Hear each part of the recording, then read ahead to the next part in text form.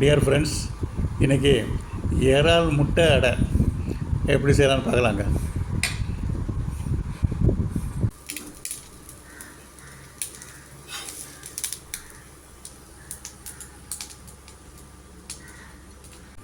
இதுக்கு தேவையான பொருட்கள் நம்ம பாயசத்துக்கு போடுற சேமியா ஒரு கப்பு இல்லைன்னா ஒரு டம்ளர் எடுத்து வச்சுக்கலாங்க. ஒரு பெரிய வெங்காயம் சின்ன சின்ன துண்டுகளாக கட் பண்ணதுங்க. அடுத்து 2 பச்சை மிளகாய் துண்டாக கட் பண்ணது, இஞ்சி பூண்டு 2 இதெல்லாம் சின்ன சின்ன துண்டுகளாக கட் பண்ணி வச்சுருக்குங்க. மல்லித்தழை அதையும் சின்ன சின்ன பீஸாக கட் பண்ணி வச்சுருங்க, ஒரு கைப்பிடி அளவுக்கு. ஏற்கனவே செய்து வச்சுருக்க தக்காளி பியூரிங்க இது. இதில் ஒரு அரை கப்பு தக்காளி பியூரி எடுத்துக்கலாங்க. இதில் இருந்து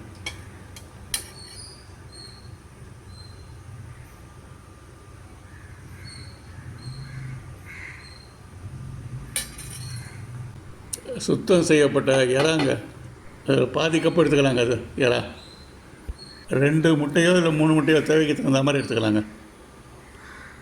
இப்போது வானிலையை அடுப்பில் போட்டுடலாங்க. இப்போ இந்த ஒரு கப்பு சேமியா எடுத்ததை அதை வேக வச்சுக்கலாங்க. அது முழுகிற அளவுக்கு தண்ணி ஊற்றி அதை வேக வச்சுக்கலாங்க. இந்த சேமியா நல்லா வெந்த உடனே அதை வடிகட்டியில் அப்படியே ஊற்றி சேமியா தனியாக எடுத்து வச்சுக்கிறாங்க. நல்லா வெந்துருச்சாலையும் தெரியறதுக்கு ஒரு சின்ன பீஸ் சாம்பிள் எடுத்து பல்லில் கடித்து பார்த்தா நல்லா சாஃப்டாக இருக்கிற மாதிரி தெரியுங்க. அதை செக் பண்ணிவிட்டு அப்புறம் நம்ம எடுத்துக்கலாம். அதை தனியாக எடுத்து வச்சுக்கலாங்க.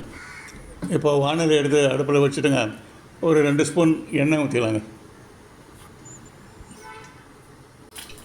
எண்ணெய் காஞ்ச உடனே அந்த ஒரு பெரிய வெங்காயம் எடுத்து துண்டாக கட் பண்ணி வச்சுருந்தா அதை எடுத்து வதக்கிக்கலாங்க.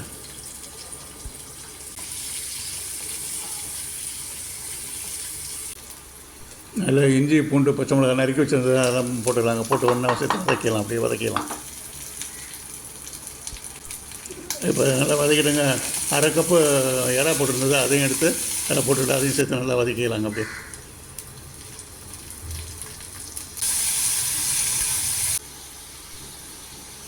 ஒரு 1/4 ஸ்பூன் மஞ்சள்தூள் போட்டுக்கலாங்க. அது அடுத்து நறுக்கி வச்ச மல்லித்தழையை போட்டுக்கலாங்க. இப்போ இந்த 2 முட்டையை உடச்சி ஊற்றிக்கலாங்க. நல்லா கலந்து விட்டுக்கலாம்.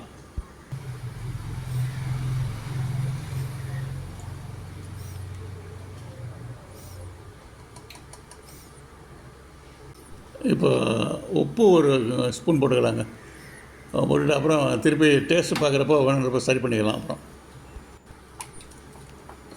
இது அந்த மசாலாவோட நல்லா கலந்து விட்டுக்கலாங்க. நல்லா கலந்து விட்டுக்கலாம். இதுதான் அடைக்க போட வேண்டியது.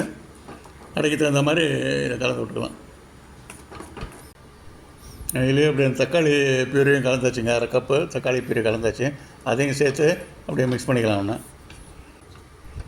அடுத்து இந்த பாயில் பண்ண வச்ச சேமியாங்க, சேமியா அப்படி சேர்த்துக்கலாங்க.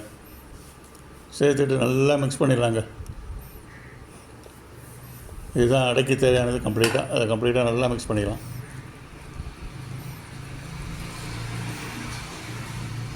இந்த சேமியா சேர்த்த உடனே அந்த அடை மாவு ரொம்ப திக்காயிடுச்சு. அதனால் இன்னொரு முட்டை அதில் போட்டு கலந்துக்கலாங்க. டேஸ்ட்டு பார்த்தால எல்லாம் சரியாக இருக்குங்க. பட் உப்பு மாத்திரம் கொஞ்சம் குறையுது. அதனால் உப்பு கொஞ்சம் போட்டு அதை கரெக்ட் பண்ணிக்கலாங்க. இப்போ நல்லா எல்லாத்தையும் மிக்ஸ் பண்ணி விட்டுருலாங்க. இதை எடுத்து நல்லா கலந்து வச்சுருங்க. இது தனியாக எடுத்து வச்சுக்கலாங்க. இதை இப்போ அடுப்பில் தோசை தவா போட்டுடலாங்க. தோசை போட்டு நல்லா காஞ்ச உடனே எண்ணெய் ஊற்றிக்கலாங்க. கொஞ்சம் லேசாக ஒரு 3 ஸ்பூன் ஊற்றிக்கலாங்க. எண்ணெய் ஊற்றிக்கலாம். இந்த எண்ணெய் தவாவில் நல்லா பரவலாக இருக்கிற மாதிரி பார்த்துக்கலாங்க. இப்போ அடை ஊற்றிக்கலாங்க. நல்லா ஷேப்பு கரெக்டாக ரவுண்டாக வர மாதிரி பார்த்துக்கலாங்க.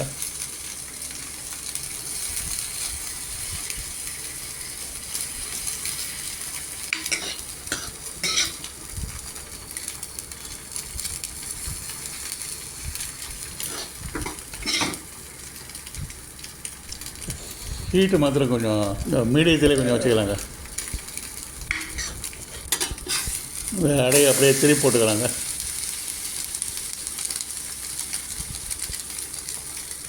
நல்லா வெந்தவுடனே கொஞ்சம் பார்த்துட்டுங்க, அதை அப்படியே தட்டில் எடுத்து வச்சுக்கலாங்க. இதே மாதிரி ஒவ்வொரு அடையாக போட்டு தட்டில் வச்சுக்கிறாங்க. மொத்தம் 3 அடை வந்ததுங்க இதில்.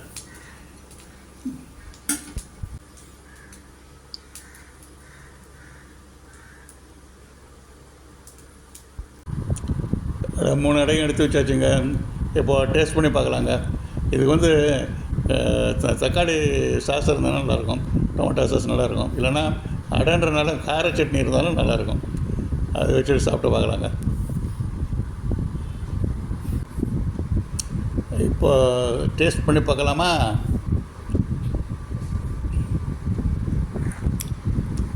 அப்பா, எல்லாம் காம்பினேஷன் ரொம்ப பிரமாதமாக இருக்குது. நல்லா இருங்க, ரொம்ப டேஸ்ட் நல்லா இருங்க. Thank you very much friends for வாட்சிங். Thank you very much.